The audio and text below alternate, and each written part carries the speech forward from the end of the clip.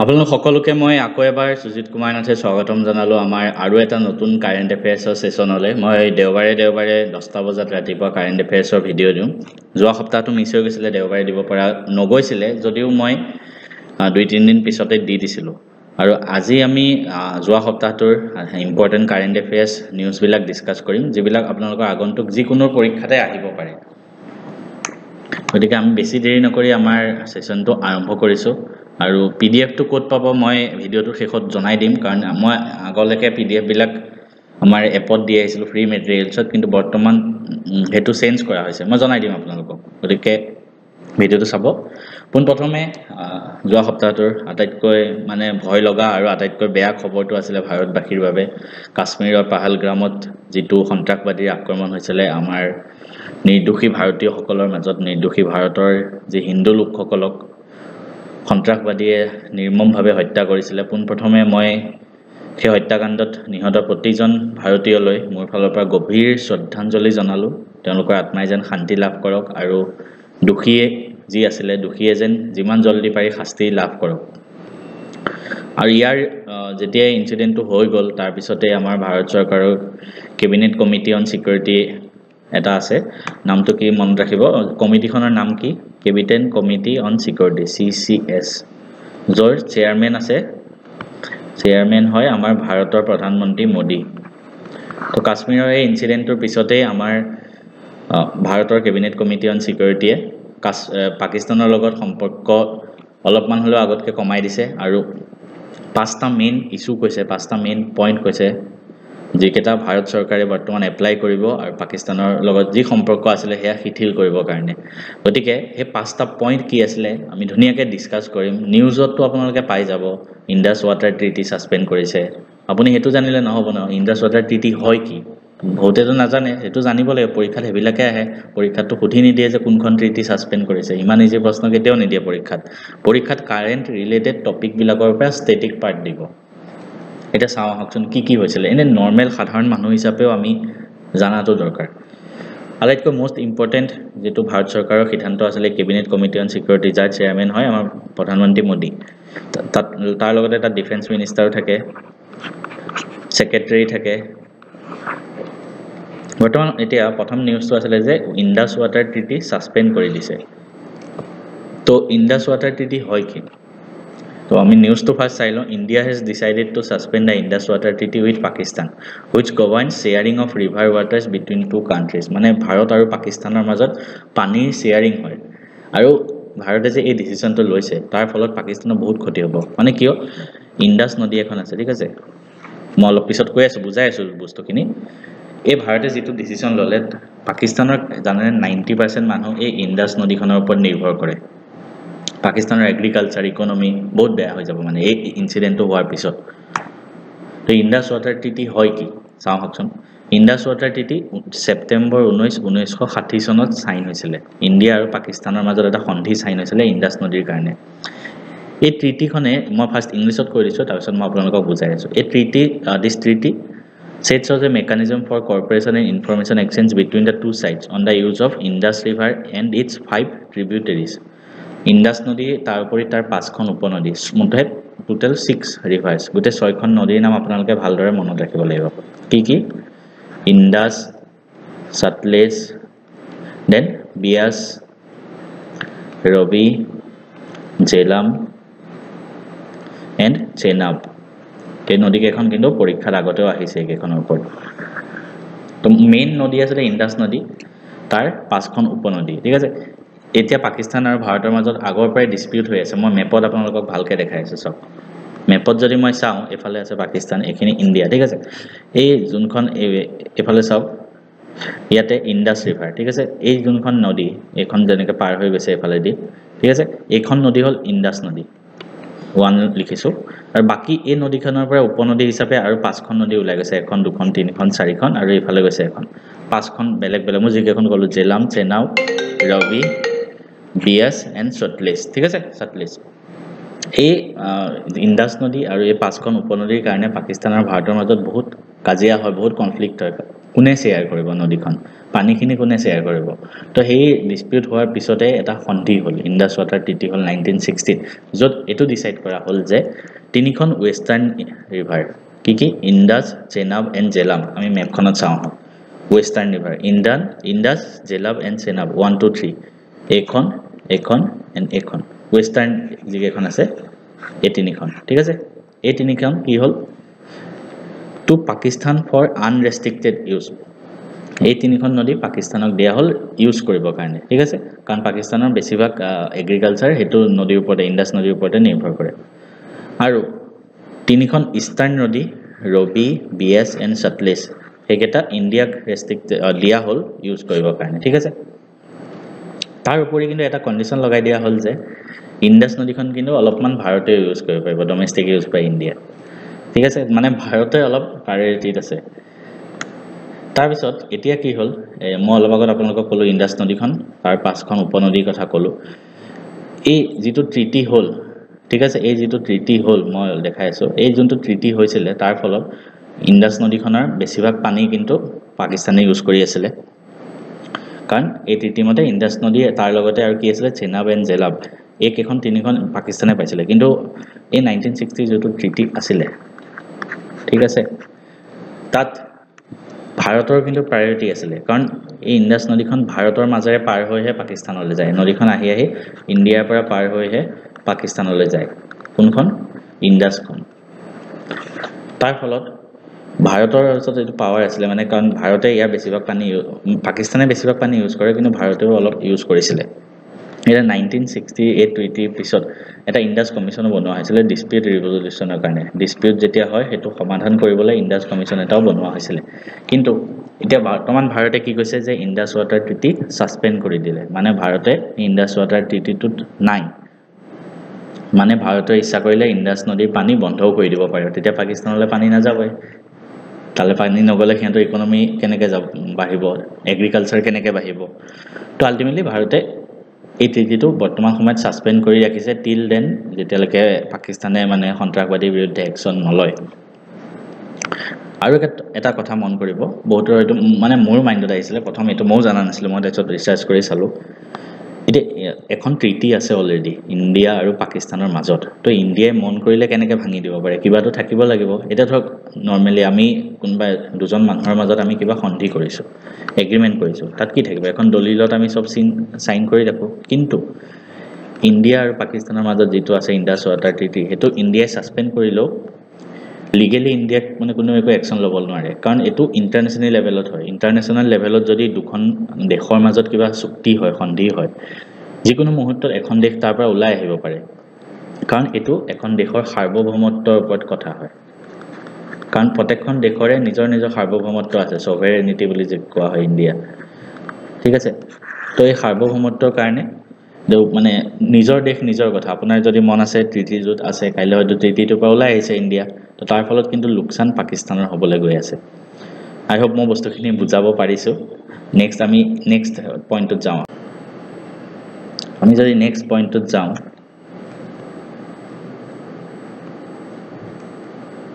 তাৰ পিছৰ পইণ্ট এতিয়া আমি ইণ্ডাছ নদীখনৰ বিষয়ে আৰু অলপমান বস্তু চাওঁ আহক বস্তুখিনি আমি বুজিলো ইণ্ডাছ নদীখনৰ বিষয়ে চাওঁ ইণ্ডাছ নদীখনৰ বিষয়ে পৰীক্ষাত আহিব পাৰে ইণ্ডাছ নদী ক'ৰ পৰা ওলাইছে it is a major river in South Asia তিবেটৰ পৰা ওলাইছে আৰু তিব্বত মানসৰোবৰ লেকৰ পৰা আৰম্ভ হৈছে মানসৰোবৰ যাত্ৰা এটাও হয় মই হেতুৰ বিষয়ে এটা ভালকে আপোনালোকক ডিটেইলছত পঢ়াম এই মানসৰোবৰৰ পৰা ওলাইছে মানে ঠিক আছে ক'ৰ পৰা ওলাইছে অৰিজিনেট হৈছে যদি হোদে তিব্বত নিয়াৰ মানসৰোবৰ লেকৰ পৰা ইণ্ডাছ নদীখন ওলাইছে নদীখন তিবেট তাৰ পিছত ইণ্ডিয়া তাৰ পিছত পাকিস্তানত যায় আৰু about 200 million of people live in the area সব নদীখন ইয়াত ধুনীয়াকৈ ইণ্ডাছ ৰিভাৰ সিস্টেম ইয়াত দেখাই দিয়া হৈছে ক'ৰ পৰা ক'লে ওলাইছে অৰিজিন তিবেটৰ পৰা ওলাইছে লেংটো এবিলাক লেংছেং ইমান মনত ৰাখিব দৰকাৰ নাই আৰু ইণ্ডাছ নদীৰ কোৰ্স এণ্ড মেজৰ ট্ৰিবিউটাৰিজ যদি চাওঁ মানে আমি উপনদীবিলাক যদি চাওঁ ইণ্ডাছ নদীখন লাডাখৰ পৰা ভাৰতত এন্টাৰ কৰিছে আৰু জম্মু কাশ্মীৰৰ মাজেৰে ফ্লো হৈ পাকিস্তানলৈ গৈছে মই ক'লো না ইণ্ডিয়া ফাৰ্ষ্ট এই নদীখন ফাৰ্ষ্ট ইণ্ডিয়াৰ মাজেৰে পাকিস্তানত গৈছে তাৰপিছত ইয়াৰ ট্ৰিবিউটাৰি বিলাক যদি চাওঁ লেফট বেংক ট্ৰিবিউটাৰি কি হয় ৰাইট বেংক ট্ৰিবিউটাৰি কি হয় মেইন পইণ্টত থকা কেটা জেলাম চেনা এই চাৰিটা এইকেটা ঠিক আছে এইকেইটা ইয়াৰ উপনদী আছিলে আৰু এই উপনদীকেইটা মানে কোনখন নদী ক'ৰ পৰা সোৰ্স আছে ক'ৰ পৰা অৰিজিনেট হৈছে এইকেইটাও মই দি দিছোঁ আৰু অলপ ডিটেইলছত এইকেইটাও আপোনালোকে মনত ৰাখাটো দৰকাৰী হৈ যায় নেক্সট আমি ভাৰত চৰকাৰ প্ৰথম পইণ্টটোতে আমি ক'লোঁ এতিয়া নেক্সট আমি সেকেন্ড পইণ্টটো কম সেকেন্ড পইণ্টটো কি আছিলে যে কি কৈছিলে closure of Attari Wagah border check post মানে পাঞ্জাবৰ সাইডে যেতিয়া অমৃতসৰ পাঞ্জাবৰ হেতু সাইডে ইন্ডিয়া আৰু পাকিস্তানৰ এটা বৰ্ডাৰ আছে এই বৰ্ডাৰটো সক দেখিতে এই বৰ্ডাৰটো কোৱা হয় মই মেপৰ পৰা দেখাইছো ৱাগাহ আট্টাৰী বৰ্ডাৰ এটু সাইডে পাকিস্তানৰ মেজৰ সিটি লাহোৰ আছে এটু সাইডে ইন্ডিয়াৰ অমৃতসৰ আছিল পাঞ্জাব তো এতিয়া ভাৰতে কি কৰিলে সেই যোনটো আট্টাৰী ৱাগাহ বৰ্ডাৰ বুলি আছিল সেই পইণ্টটো বন্ধ কৰি দিলে সেই বৰ্ডাৰটো পৰা আহা যোৱা বন্ধ কৰি দিলে তাৰ ফলত কি হ'ব জানেনে পাকিস্তানৰ বহুত বস্তু মানে যিবিলাক ইম্পোৰ্ট কৰে পাকিস্তানে বাহিৰৰ পৰা সেই বৰ্ডাৰটোৰ মাজেৰে পাৰ হৈ যায় তো ভাৰতে যেতিয়া সেই বৰ্ডাৰটো বন্ধ কৰি দিব পাকিস্তানৰ ইম্পোৰ্ট হোৱা বহুত বস্তু মানে সেই ৰাস্তাটোদি যাবই নোৱাৰিব তো হেতু কাৰণে India has shut the halting all cross border movement through this root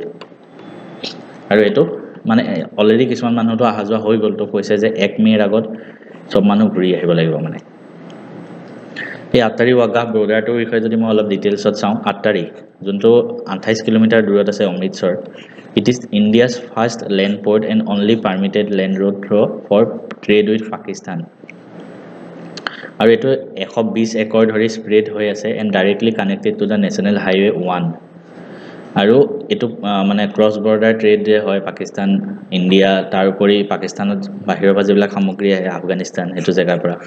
তো এই যেতিয়া পোষ্টটো বন্ধ হৈ যাব এটা বহুত ইম্পেক্ট পৰিব থাৰ্ড ইম্পৰ্টেন্ট আছিল সাৰ্ক ভিসা এক্সেম্পশন স্কিমটো কেনসেল কৰি দিব এটা বস্তুটো হয় কি ফাৰ্স্ট এটা আমি দেখিলো না এটা বস্তু দেখিলো সাৰ্ক কি হয় ভিসাটো আমি গম পাওঁ ভিসা মানে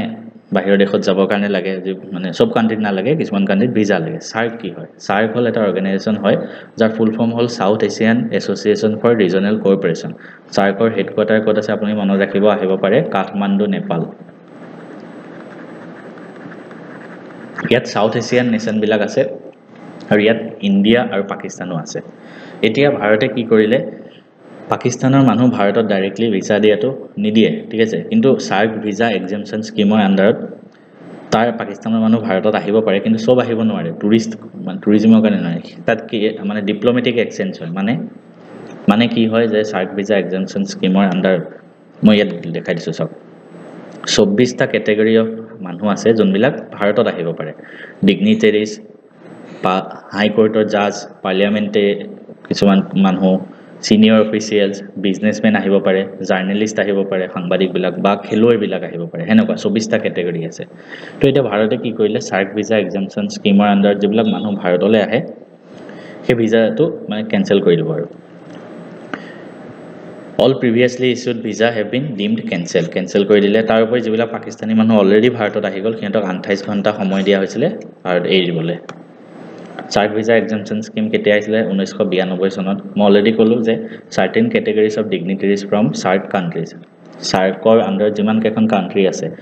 গুটে কেখনৰ হে 24টা ক্যাটাগৰী মানুহ স্পেশাল ট্ৰেভেল ডকুমেন্টস দিয়া হয়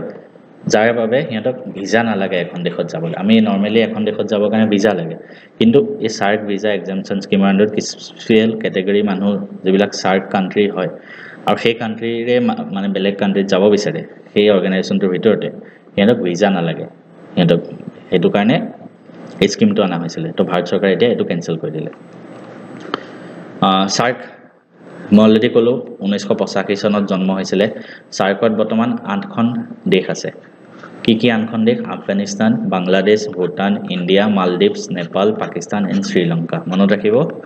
ইম্পৰ্টেন্ট হৈ পৰে যিকোনো পৰীক্ষাৰ বাবে এটো ইম্পৰ্টেন্ট হৈ পৰে তাৰপৰি আৰু দুটা ষ্টেপ লৈছে প্ৰথমটো হল পাকিস্তানী মিলিটাৰী যিবিলাক এডভাইজাৰ আছে ভাৰতত বৰ্তমান তেওঁলোককো ভাৰত এৰি দিবলৈ কৈছে পাকিস্তান হাই কমিশন যেটো আছে নিউ দিল্লীত যেটো পাকিস্তান হাই কমিশন আছে কিয়তকো গুছি যাবলৈ কৈছে এক সপ্তাহৰ ভিতৰত তাৰপৰি ইন্ডিয়ায়ো নিজৰ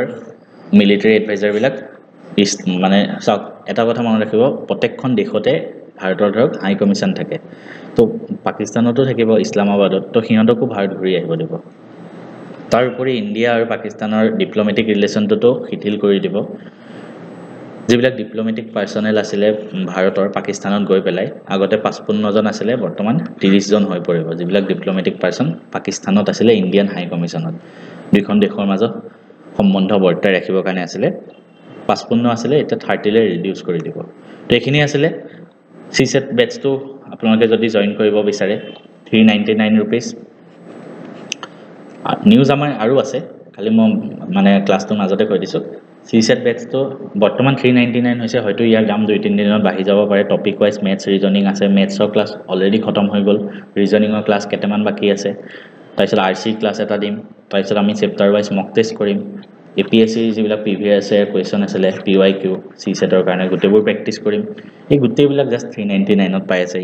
আৰু ইমান ধুনীয়া বস্তু এটা আপোনালোকক কোনে দিব আৰু মোৰ তাত কিয় পঢ়িব লাগে মই নিজে তিনটা সেন্ট্ৰেল গভৰ্নমেন্ট জব ক্ৰেক কৰি আহিছো ম্যাথছ ৰিজনিং এত বেছিকে আহে গতিকে আপোনালোকে মোৰ পৰা পঢ়ক সিসেট বিন্দাস থাকক বাকি চেপ্টাৰ বিলাক মানে বাকি সিলেবাস পঢ়ি থাকক আপোনালোকে নেক্সট আমি নেক্সট নিউজ কেটা আগবাঢ়িছো ভাৰতৰ প্ৰথমটো কোৱান্টাম কম্পিউটিং ভিলেজ ইম্পৰ্টেন্ট ইমানো বেছি ইম্পৰ্টেন্ট নহয় জাস্ট ডেটাটো মনত ৰাখক প্ৰিলিমছ পাৰ্সপেক্টিভৰ পৰা অন্ধ্ৰ প্ৰদেশত বনোৱা হৈছে অমৰাৱতীত ঠিক আছে তাৰপিছত ইণ্ডিয়াৰ লংগেষ্ট ৰেল টানেল ৰেল এটা মানে ভাৰত চৰকাৰৰ এটা ৰেল প্ৰজেক্ট চলি আছে ঋষিকেশ আৰু কৰ্ণাপ্ৰয়াগৰ মাজত সেই ৰেল প্ৰজেক্টৰ মাজতে এটা টানেল বনোৱা হৈছে যেটো ভাৰতৰ লংগেষ্ট হ'ব rail tunnel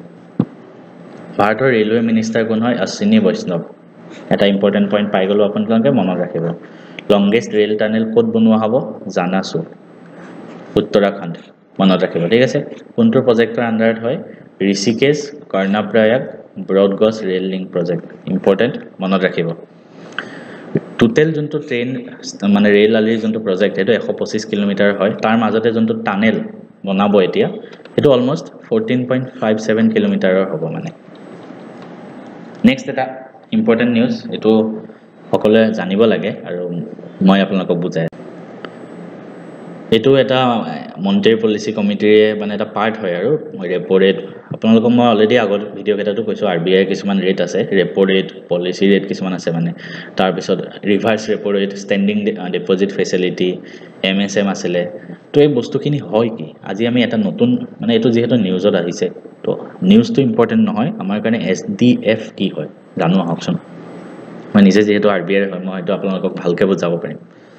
SDF standing deposit facility full form তো হল এটো ফুল ফৰ্ম লিখিত আহিলে পৰীক্ষাৰ কত ফুল ফৰ্ম কোড নখুদে ক্লাস 1 2 কোৱালিটি নহয় আমি তো স্ট্যান্ডিং ডিপোজিট ফেসিলিটি এটা টুল হয় যোনটো ইউজ কৰে আৰবিআই ফাৰ্স্ট কেতিয়া আহিছিলে আমি ফাৰ্স্ট যেটো মই লিখি লৈছো হেতু কম তাৰপিছত ধুনিয়াকে বুজাই দিম 8 এপ্ৰিল 2022 চনত আহিছিলে ঠিক আছে আজিৰ পৰা 3 বছৰ আগতে It allows the banks to deposit surplus funds with RBI without needing to provide collateral in return. মানে কি এতিয়া চাওক আমাৰ ওচৰত এজন ধৰক মই এজন কোন SKN সুজিত কুমাৰ নাথ এটো হল বেংক মোৰ ধৰক HDFC বেংকৰ একাউন্ট আছে তো এটো হল বেংক এটো হল RBI এতিয়া মোৰ ওচৰত পইচা বহুত হৈ গল এটো কেতিয়া হ'ব নহয় মই ইমানো ধনী মানুহ নহয় যেনে তেনে চলি থকা মানুহ হয় ঠিক আছে ধৰি লওক সপোনত মানে ভাবাটোতো ভাল আমি সদায় সপোন দেখিব লাগে আব্দুল কালামে এটা কৈছিলে ন সদায় মানে সপোন এনেকুৱা হয় ন যেটো তোমাক শুব নিদিয়ে যেটো সপোন তুমি টোপনিত দেখা হেতুৰ মূল্য নাই যেটো সপোন তোমাৰ শুব নিদিয়ে হেতু তোমাৰ জীৱনৰ সপোন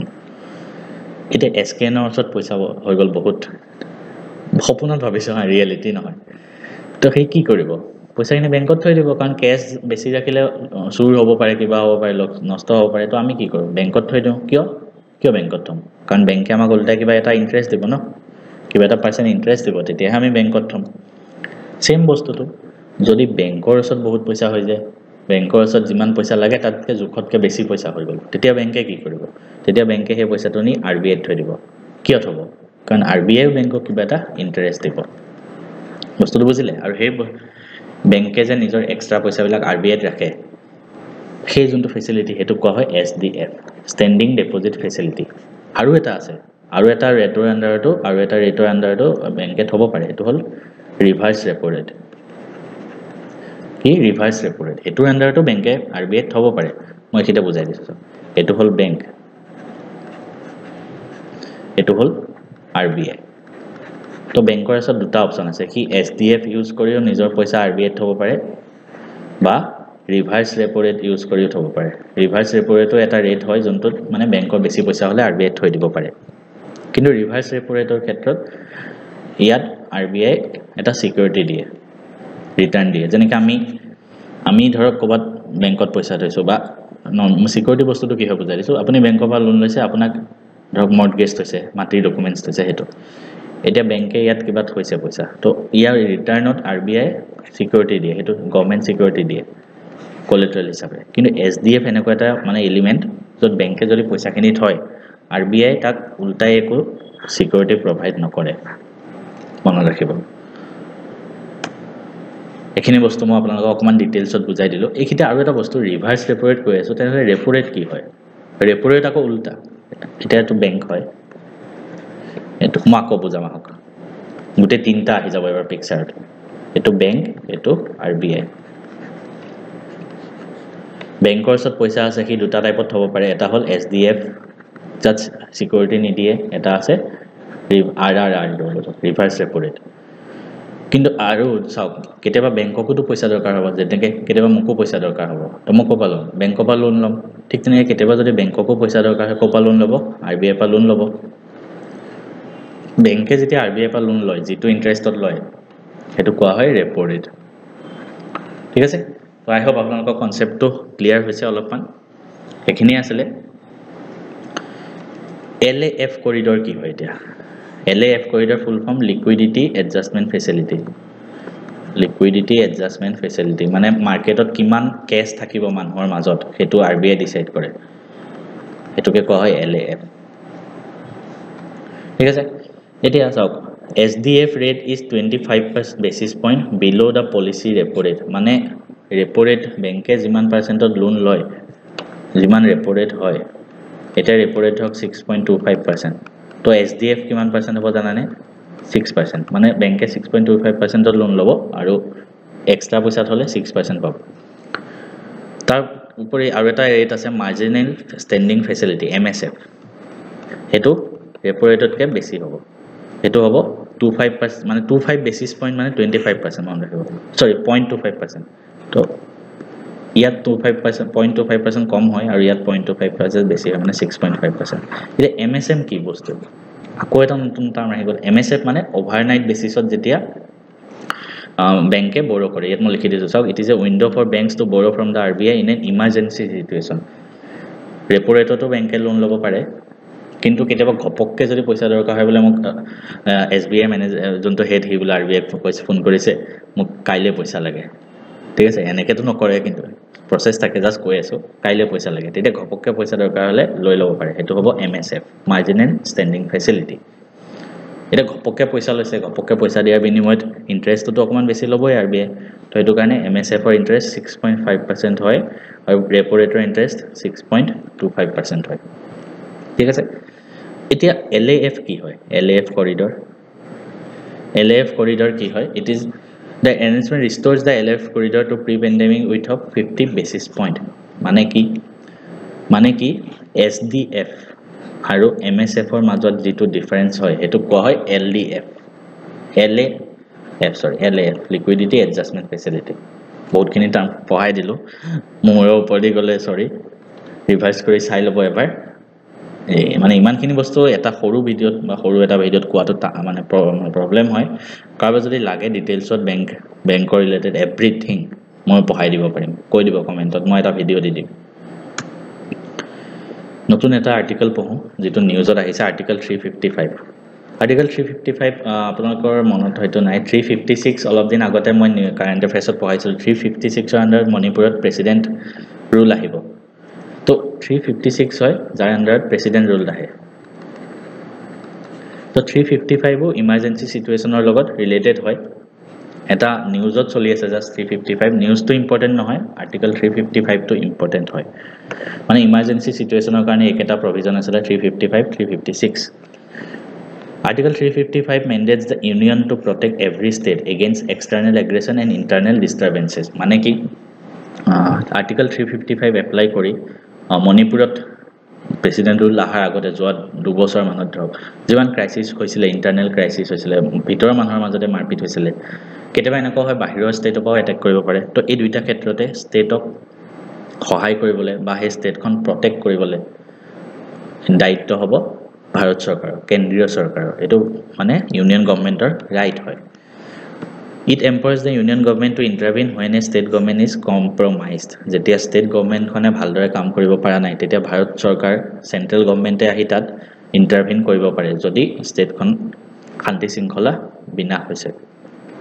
এটো কৰা হৈছে integrity of the state and union ৰক্ষা কৰিবলৈ মই অলৰেডি কলো ইমাৰ্জেন্সি প্ৰভিজন আছে আমাৰ ভাৰতৰ সংবিধানত 356 ৰ আন্ডাৰত কি হয় ৰাষ্ট্ৰপতি শাসন হয় 352 পৰা 360 লৈকে ইমাৰ্জেন্সি প্ৰভিজন আছে যোনটো আমাৰ সংবিধানৰ পাৰ্ট 18ত আছে পাৰ্ট 18ত ঠিক আছে 356 ত প্ৰেসিডেন্ট ৰুল 355 ত ইউনিয়ন গভৰ্নমেন্টে ইন্টাৰভিন কৰিব পাৰে ঠিক আছে এটা নিউজ হয় এটো আপোনালোকে পিডিএফত পঢ়ি লব মই কৈ মানে মাত বিখাই গৈছে পিডিএফত পঢ়ি লব এটা ডিজিটাল ওয়ালেট বনাইছে পিডিএফত পঢ়ি লব আৰু এটা নিউজ আহিছে ইম্পৰ্টেন্ট হেতু হল ইইউ ইউৰোপিয়ান ইউনিয়নে ফাইন কৰিছে এপল আৰু মেটা দুটা বিখ্যাত কোম্পানী হয় ডিএমএ ভায়োলেশন ডিএমএ মানে ডিজিটাল মাৰ্কেট এক্ট এটো ভায়োলেট কৰাৰ কাৰণে হিয়তৰ ওপৰত ইউৰোপিয়ান ইউনিয়নে ফাইন লগাইছে নিউজত আহি আছে বহুত তো হয় কি প্ৰথম আমি চাও ডিজিটাল মাৰ্কেট এক্ট কেতিয়া আহিছিল আমি ধুনিয়াকৈ চাম অলপ পিছত চাইছো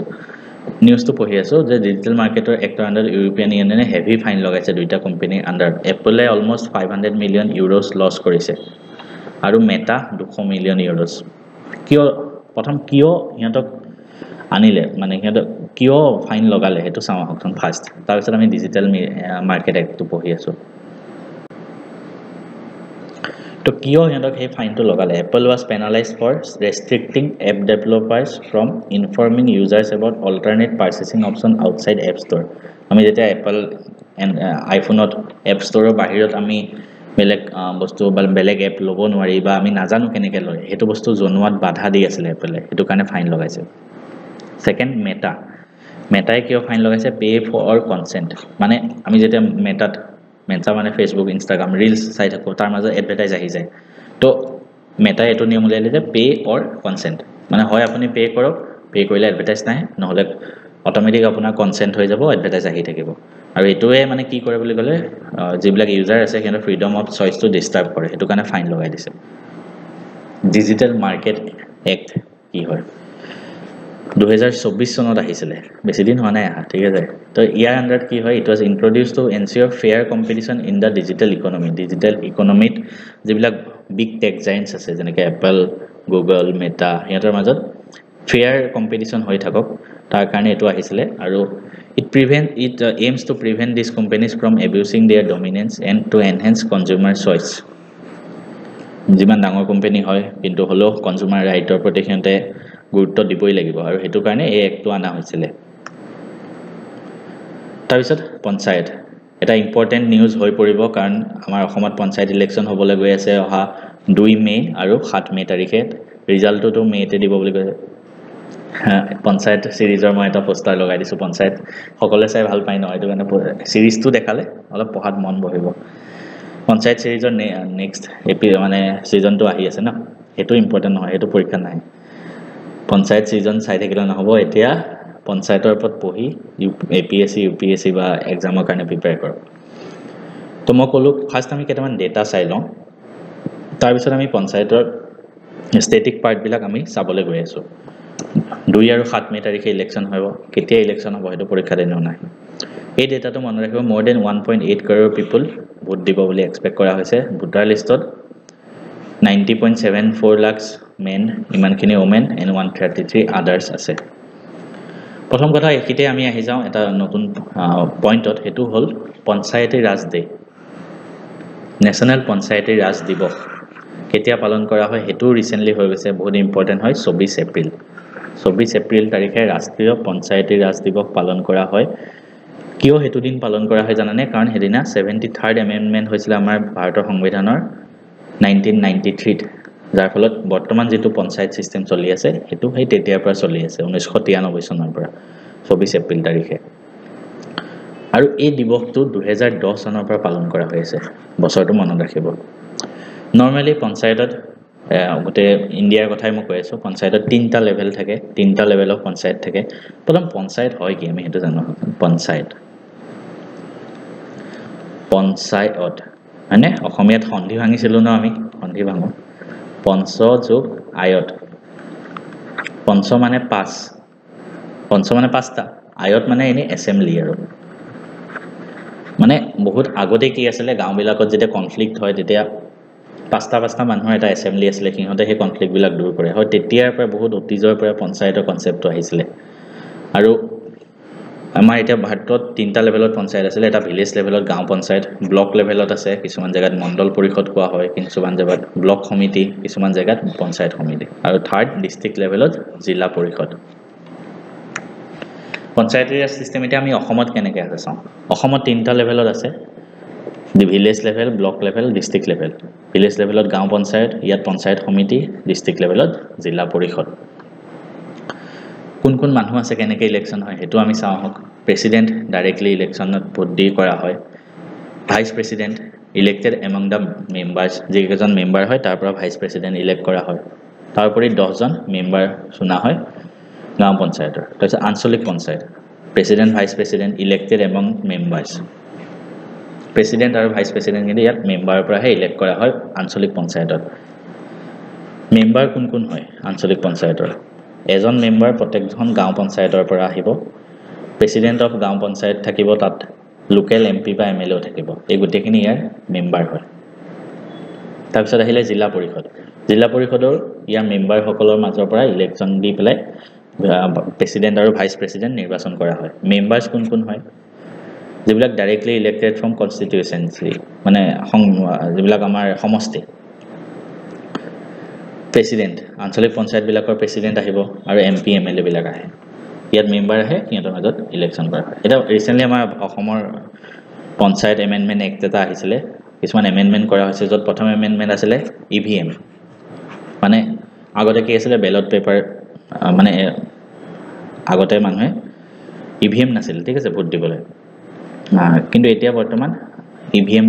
আনিছে কিন্তু মই যিমান দূৰ জানো এবাৰ হয়তো ইভিএম ইউজ নহবও পাৰে তাৰপৰি আৰু এটা আহিছিল ডিসকুৱালিফিকেশন বেসড অন মেৰিজ ল যদি কোনোবাই বাল্য বিবাহ কৰিছে ভাৰতৰ সংবিধানৰ মতে ছোৱালী 18 বছৰ ল'ৰা 21 বছৰ বিয়া হ'ব লাগে তো হেতু নিয়ম যদি মানা নাই আৰু কোনোবাই পঞ্চায়ত ইলেকশনত উঠি আছে তেওঁলোকক ৰিজেক্ট কৰা হ'ব ইনডাইৰেক্ট ইলেকশন কৰা হ'ব গাঁও পঞ্চায়তৰ কাৰণে প্ৰেসিডেন্ট আমি নিউজটো আমি যদি আমাৰ অকমান আগত গৈ চাও গাঁও পঞ্চায়ত প্ৰেসিডেন্ট আমি কৈছিলো ডাইৰেক্টলি ইলেক্টেড তো এই নতুন এক্টৰ মতে প্ৰেসিডেন্ট জন এই এনেকৈ আহিব ইলেক্টেড এমং মেম্বাৰ্স ডাইৰেক্টলি ইলেক্টেড নহয় সো ইলেকশন দুটা টাইপৰ হয় এটা হল ডাইৰেক্ট এটা হল ইনডাইৰেক্ট ডাইৰেক্ট ইলেকশন কি হয় যেনেকৈ আমি এমপি এমএলএ হিহঁতক ডাইৰেক্টলি ইলেক্ট কৰো আমি নিজে ভোট দি পেলাই আমি নিৰ্বাচনত পাৰ্ট লওঁ ইনডাইৰেক্ট যেনেকৈ ৰাজ্যসভাৰ এমপি বা প্ৰেসিডেন্ট তো আমি প্ৰেসিডেন্টক ডাইৰেক্টলি আমি ভোট নিদিও তেওঁলোকক ভোট দিয়া কিছুমান মানুহ আছে তেওঁলোকক যোনে ভোট দিয়ে সেই মানুহখিনিক আমি ভোট দিছো তাৰ মানে ডাইৰেক্ট ইলেকশনত যোন জিতে সিহঁতে পাৰ্ট লয় ইনডাইৰেক্ট ইলেকশনত মনত ৰাখিব এইটো কথা তাৰপিছত আৰু এটা নতুন নিউজ আহিছে এটো হল ৰাভা ডেভেলপমেন্ট কাউন্সিল তো আমাৰ মাননীয় মুখ্যমন্ত্ৰী ডাঙৰীয়ে জনাইছে যে ৰাভা ডেভেলপমেন্ট কাউন্সিল বুলি এটা নতুন কাউন্সিল খোলা হ'ব কিন্তু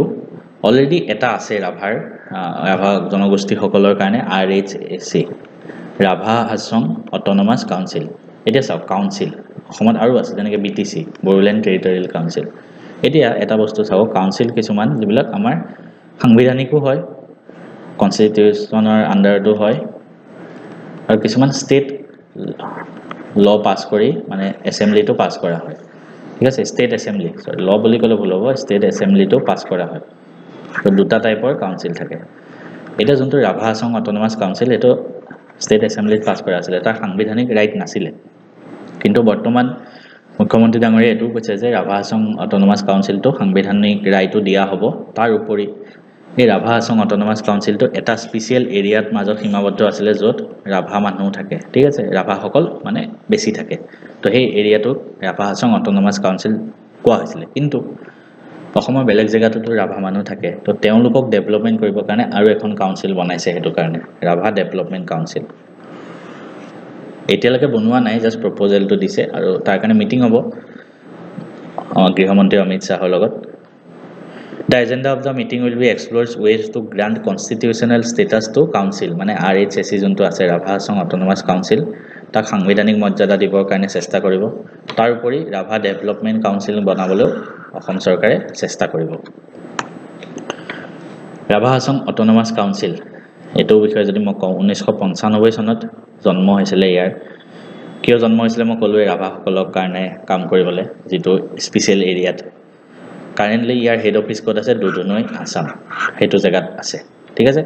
এখিনি আসলে আমাৰ চাগে ৰাভা হাছং অট'নমাছ কাউন্সিল আপুনি এই সেশনটোৰ পিডিএফটো পাব বিচাৰে নেকি পিডিএফটো যদি আপুনি পাব বিচাৰে তেনেহলে আমাৰ এপটো ডাউনলোড কৰক মেথছ এণ্ড ফিজিক্স হাব হে এপটোত যোৱাৰ পিছত আপুনি এপটোৰ স্ক্ৰিনখনত দেখিব তাতে আপুনি আসাম জবছ তাত ক্লিক কৰিব পাৰে বা ই বুকস যোনটো আছে তাত ক্লিক কৰিলে হ'ল তাৰ পিছত আপুনি আমাৰ কোৰ্সটোত গুচি যাব আমাৰ কাৰেন্ট এফেয়াৰ্স যোনটো পিডিএফ কোৰ্স এটা পাব কাৰেন্ট এফেয়াৰ্স পিডিএফ 2025 পিডিএফ প্লাস মক টেষ্ট দুইটা থাকিব তাতে মানে যিখিনি মই পঢ়াও তাৰ ওপৰত মক টেষ্টটো থাকে মানে এমসিকিউ থাকিব এক্সামত দিয়া নিচিনাকে টাইমাৰো থাকিব আপুনি আজি যেটো পিডিএফ হ'ব সেই পিডিএফটো পঢ়িব পাৰিব তাৰ ওপৰত তাৰ এমসিকিউ নিজে পৰীক্ষা দিয়া নিচিনাকে প্ৰেক্টিসও কৰিব পাৰিব এই গুটেখিনি আপোনালোকে লাভ কৰিব উইদিন 200 रुपीस গুটে বছৰটোৰ কাৰণে পাব জনে এতিয়াও লোৱা নাই গৈ লৈ লওক বহুত মানে কম টাইম বাকি আছে পিছত হয়তো দামটো ইয়াৰ বাঢ়ি যাব পাৰে